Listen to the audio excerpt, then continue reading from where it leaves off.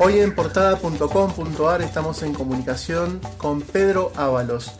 Ustedes dirán, ¿quién es Pedro Ábalos? Bueno, yo lo voy a presentar con un montón de información que tenemos, pero escuche bien esto. Nació meses antes del golpe contra Perón, contrajo polio al año de edad, estuvo preso entre el año 76 y 82, terminó su carrera de abogacía, él es abogado, y es hoy un referente de la lucha por la inclusión.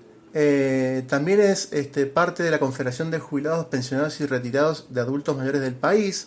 Es miembro del Observatorio de los Derechos de Discapacidad de la Ciudad de Buenos Aires y también participa en la Secretaría de Discapacidad de la CTA, entre otras y muchas cosas que hace Pedro. ¿Qué tal? Buenas tardes. ¿Cómo te va, Pedro? No dejas de trabajar, es increíble. Buenas tardes, sí, efectivamente, la verdad es que creo que con la pandemia se trabaja más que con una situación normal, Mira vos. porque las demandas son acuciantes, urgentes, así que estamos sumamente preocupados por la situación en general del país, la del mundo y en particular de las personas con discapacidad. Uh-huh. Yo, antes de entrar en el mundo de las personas con discapacidad, que en realidad es también mi mundo, porque, a ver, para empezar con la inclusión hay que hablar con propiedad. O sea, en realidad la gente cree que un discapacitado es un ser de otro planeta, ¿no? Es como que no vive en el mismo lugar, que no siente, que no tiene capacidades o situaciones, o que no vive situaciones. Vos sos una persona que ha sobrevivido a un montón de cosas. Pasaste la epidemia de la polio del año 56, sobreviviste a eso, en un contexto muy duro. Te operaron 19 veces, yo le cuento a la gente que va a escuchar y va a leer esta nota.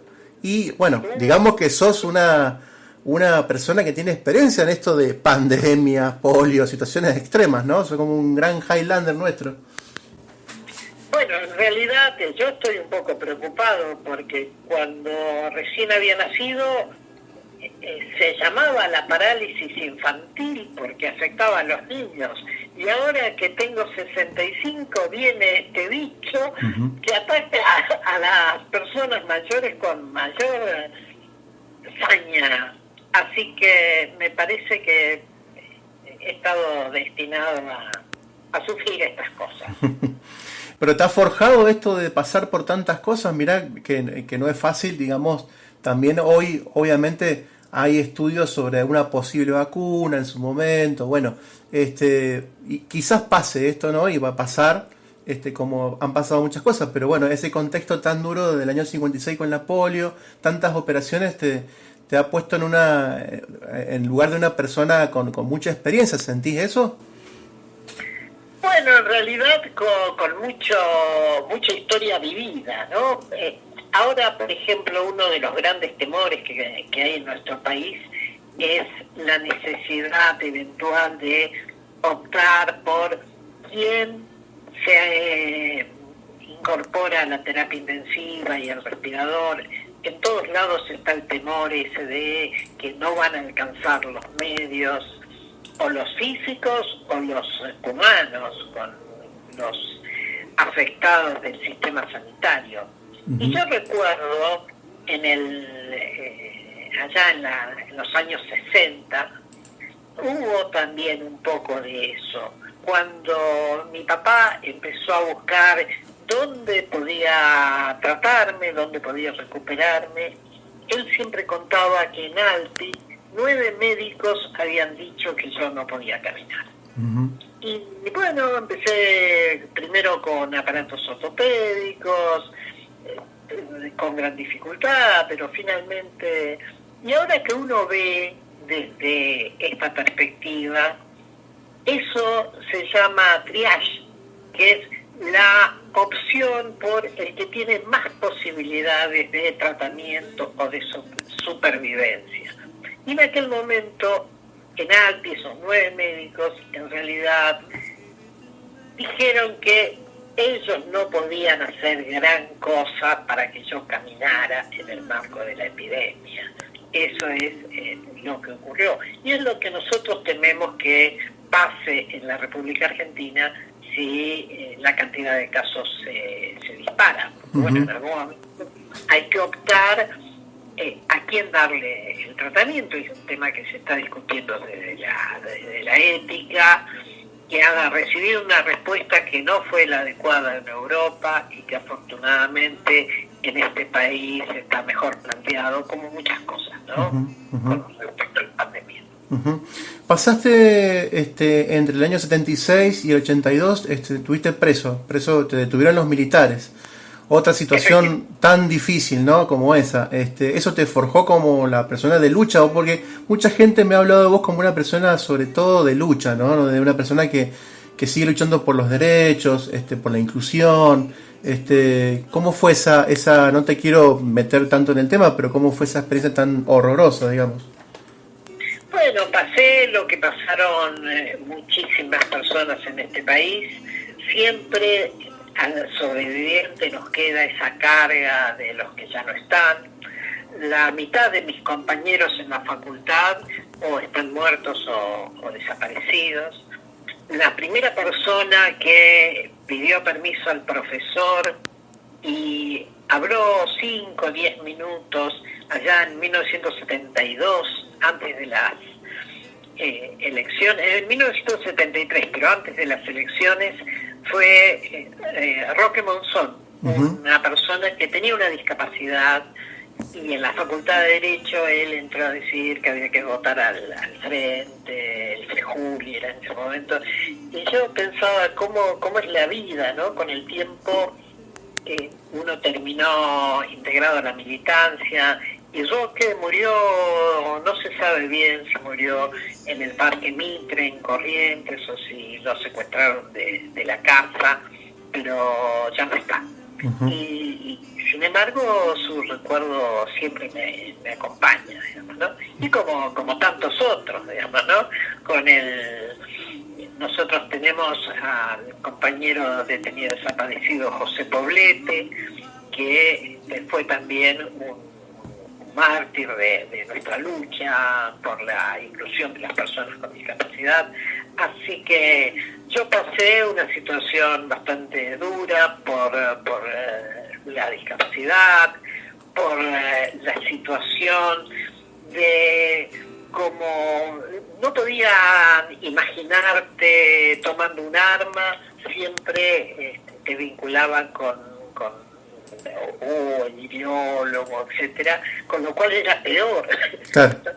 Entonces, la realidad fue muy dura, pero no fue muy distinto de lo que pasaron muchos argentinos en esa época, en esa materia y en muchas otras. Yo recuerdo que la gente se suicidaba por la 1050, que era una forma de indexación de los créditos hipotecarios. Bueno, el país sufrió terriblemente, no solamente lo vinculado con la represión, sino el incremento de la deuda externa, todo este imperio de la dependencia. Bueno, eso tuvo una estación importante allá en los años entre el 76 y el 82.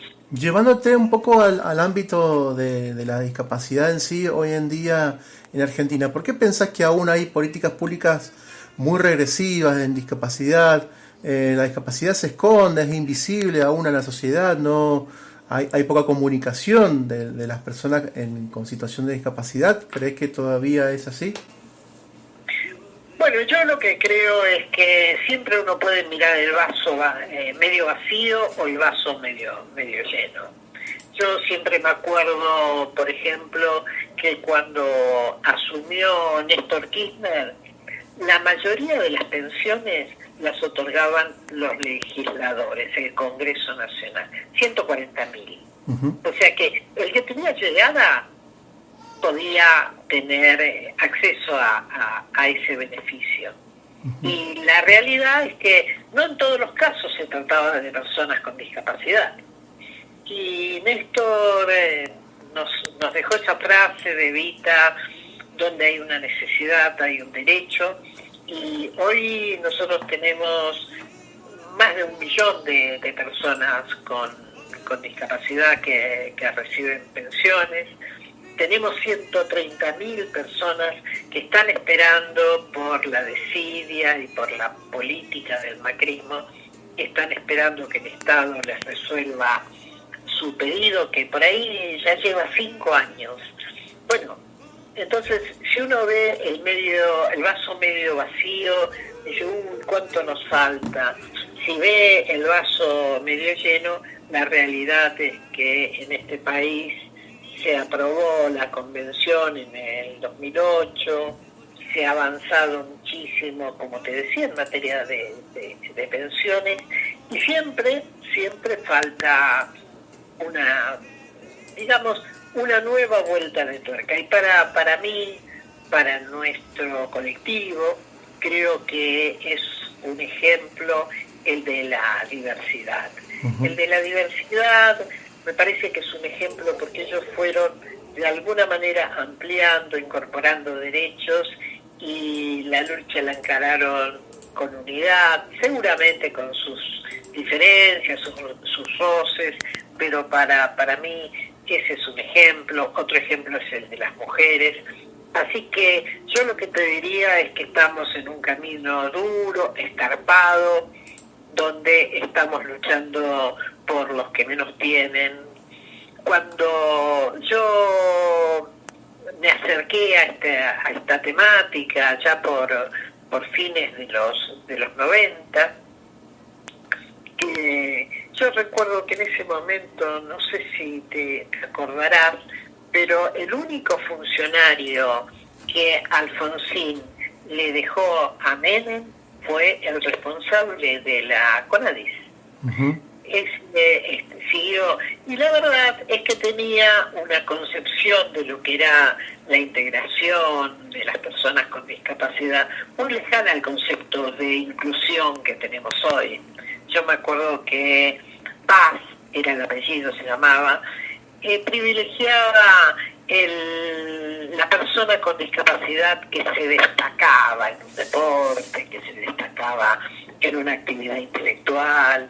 En cambio, hoy nuestra mirada está puesta fundamentalmente en los que menos tienen, en incluirlos.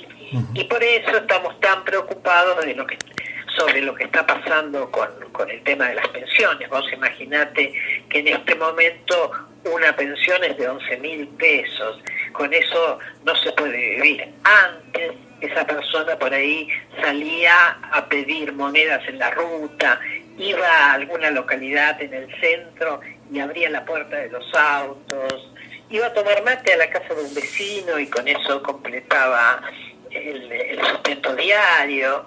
Hoy por hoy todos estamos en una situación donde esa posibilidad de alternativas de vida no está a mano. Entonces nosotros estamos reclamando con mucha energía, y en particular en esta semana estamos reclamando la extensión de la tarjeta alimentar para las personas con discapacidad. Sí, extender una mano a la gente que no puede salir a tener una opción, ¿no? Porque antes, bueno, es más, hay mucha gente que estaba alquilando y estaban solos, pudiendo superar su situación personal, y de repente ya no se tuvo que volver a la casa de algún familiar y estar dependiendo de alguien, más que ni siquiera les alcanza para comer. La tarjeta alimentaria viene a poner un poco de paño frío, y bueno, es lo que están ustedes hoy reclamando hoy en día, que ha llegado el reclamo por las redes sociales, que son muy muy potentes y sirven para tal fin.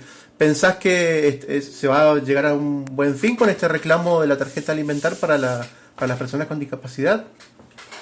Yo tengo mucha confianza, fundamentalmente porque estamos en presencia de un gobierno sensible que ha pensado en muchos sectores, y lo que ocurre con la pandemia, a mi modo de ver, es que es como una niebla que todo lo tiñe. Entonces, como decían las viejas, de noche todos los gatos son pardos. Y es lo mismo un pequeño resfrío, una gripe importante, el coronavirus, la persona que tiene cáncer, la persona que tiene una discapacidad importante que necesita un medicamento especial. Entonces, me parece que lo que hay que echar es un poquito de luz sobre esa situación, como para que las autoridades perciban que estamos en una situación particular de mucha vulnerabilidad. Uh-huh. Y también incluso otra preocupación que nosotros tenemos, y en eso hemos sido muy enérgicos, queremos que las personas con discapacidad puedan tener la receta electrónica como tiene cualquier otra persona adherida a las obras sociales. Para nosotros es una preocupación muy grande, porque la receta que se expende por vía web ha sido aprobada en abril de este año a nivel nacional, en la provincia de Buenos Aires, en la provincia de Mendoza, en Jujuy, en todas las provincias se ha incorporado, porque el hospital es un foco de contagio.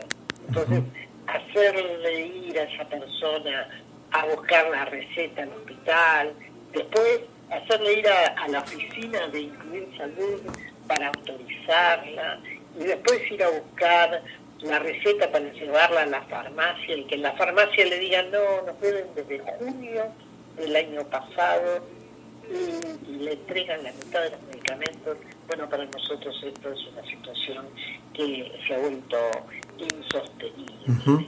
Uh-huh. Y no, yo me he reunido con las autoridades de la Agencia Nacional de Discapacidad, y ellos dicen, y a mí me consta que es así, que la deuda esa desde junio del año pasado ya se pagó, pero se pagó a caballo de la pandemia, con lo cual la plata llegó a la provincia, pasó al colegio farmacéutico, en el colegio farmacéutico mandaron a la delegación de no sé dónde, entonces la delegación de no sé dónde está viendo todavía qué corresponde pagar y qué no, y la plata no llegó a la farmacia, y el medicamento no llega a la mesa de luz de la persona con discapacidad.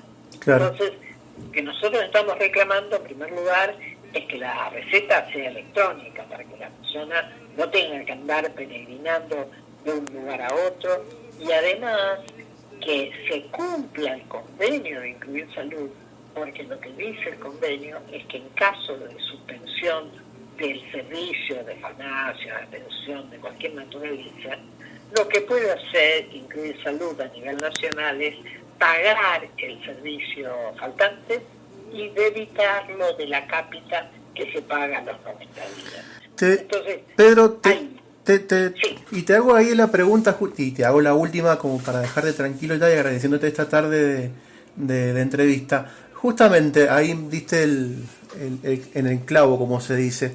¿Vos pensás que le falta cintura a la agencia de discapacidad con respecto a tener un procedimiento? Porque más allá de los gestos políticos y de políticas claras para la discapacidad, etcétera, etcétera, lo que por ahí falta es un procedimiento. Vos, como hombre del derecho y abogado que sos, por ahí interpretás esto de que falta justamente lo que estás diciendo, un procedimiento para poder tener más al alcance de la mano los remedios, el sistema de salud o lo que fuera para una persona discapacitada.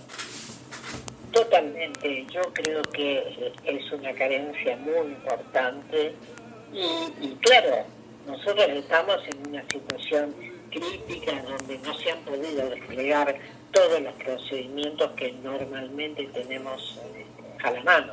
Uh-huh. Yo he sido 30 años funcionario público, de esos funcionarios que apagan incendios, uh-huh. Y la realidad es que el Estado cuenta con personal con un alto compromiso. Lo que pasa es que, bueno, hay que establecer procedimientos y hay que establecer pautas que nos permitan acceder. Esto que nosotros estamos pidiendo puede hacer cualquiera de los 1.200 empleados que tiene la Agencia Nacional de Discapacidad, desde su casa, con un teléfono celular, porque lo único que tiene que verificar es que la persona que está reclamando un medicamento ahí, en Guaymallén o en donde fuera, es afiliado a Incluir Salud.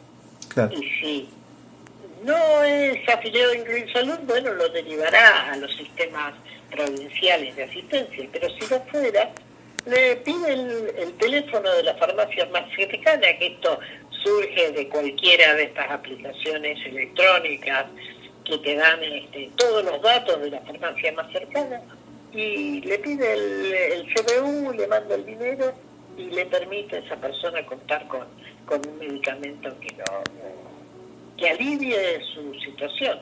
Y lo peor de todo esto, ¿sabes qué? ¿Cuál es? La persona con discapacidad de esto no lo sabe. Entonces, considera natural tener que ir al hospital y esperar que se le dé la receta y después llevar a hacerlo autorizar. Bueno, nosotros tenemos derecho como tiene todo el resto de la población. Entonces, para nosotros es muy importante que se adopten las medidas necesarias como para que las personas con discapacidad alcancemos la igualdad de derechos, que es lo que dice la Convención de los Derechos de las Personas con Discapacidad, que es lo que dice la Constitución Nacional. Así que para nosotros ese es un objetivo muy importante. Bueno, Pedro, te agradezco inmensamente la nota. Sabía que era una persona bastante interesante, digamos, a la hora de entrevistar, pero bueno, no pensé que se nos iba a pasar tan rápido los minutos, y da para muchas notas más. En algún momento extenderemos esta conversación. Bueno, te agradezco mucho esta posibilidad de estar en contacto con vos, con tus oyentes, con Germán, y bueno, seguiremos en contacto. Bueno, muchas gracias. Fue Pedro Ábalos para portada.com.ar.